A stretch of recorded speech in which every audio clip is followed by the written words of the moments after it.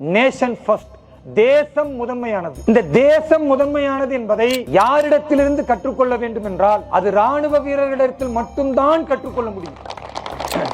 ஏன்னா அவர்களிடத்துலதான் நம்முடைய எதிரி நாடுகள் என்று இருக்கக்கூடியவர்கள் எல்லாம் எவ்வாறு இந்த நாட்டை அழிப்பதற்கு முயற்சி செய்கிறார்கள், நேரடியாக முயற்சி செய்கிறார்கள், மறைமுகமாக முயற்சி செய்கிறார்கள். இப்படிப்பட்ட எல்லாவித தடைகளையும் தகர்த்தெறிந்து தன் தேசத்திற்காக உயிர் கொடுப்பதற்கு ஒருவர் தயாராக இருக்கிறார் என்றால் அதில் முதன்மையானதாக ராணுவ வீரராக மட்டும்தான் இருக்க முடியும்.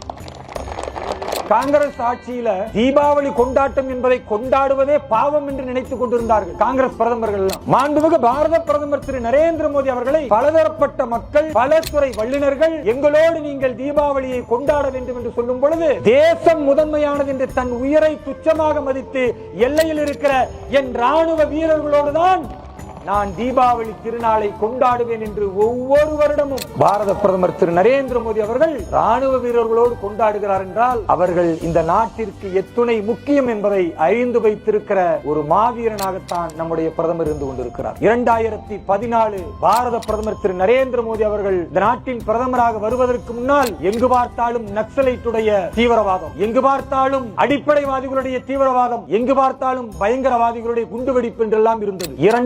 2014 பாரத பிரதமர் திரு நரேந்திர மோடி என்கிற அந்த மாமனிதன் வந்த பிறகு நாட்டின் பாதுகாப்பு முதன்மையானது என்பதை கருத்தில் கொண்டு ராணுவ வீரர்களுக்கு சொன்ன முதல் கட்டளை, எல்லை மீறி ஒருவன் வந்தால் அவனை தாக்கிவிட்டுத்தான் நீங்கள் டெல்லிக்கு தொலைபேசியில் தொடர்பு கொள்ள வேண்டும். ஒவ்வொரு ராணுவ வீரர்களுக்கும் முழு சுதந்திரத்தை கொடுத்து இன்றைக்கு ராணுவ வீரர்கள் எல்லாம் நெஞ்சுரத்தோடு பாகிஸ்தான் அல்ல சீன தேசம் வந்தாலும் எதிர்த்து நிற்க நாங்கள் தயார் என்கிற ஒரு தைரியத்தை ராணுவ வீரர்கள் பெற்று இருக்கிறார்கள் என்றால் பாரத பிரதமர் திரு நரேந்திர மோடி ராணுவ வீரர்களுக்கு கொடுத்த உத்வேகமும் ஒரு மிகப்பெரிய ஆளுமை பண்பை. அதனாலதான் இன்றைக்கு ராணுவ வீரர்களை பார்த்தா சின்ன சின்ன குழந்தைகள் போகும்பொழுது நின்று அப்படி சல்யூட் அடிக்கிறத பார்க்கும். பாகிஸ்தானுடைய ராணுவமும் பயங்கரவாதிகளும் ஒன்று கூடி நம்முடைய தேசத்தின் அப்பாவி மக்கள், ஆயுதம் இல்லாத மக்கள், சுற்றுலாவுக்கு வந்த ஆண்களை குறிவைத்து தாக்கியவர்களை ராணுவ வீரர்கள் என்ன செய்ய போகிறீர்கள் என்று பாரத பிரதமர் கேட்டார். கேட்டதோடு நிறுத்தல, எந்த தாக்குதல் நீங்கள் நடத்தினாலும் அது உங்களுடைய சொந்த முடிவாக இருக்கட்டும் என்று சொன்ன பிறகு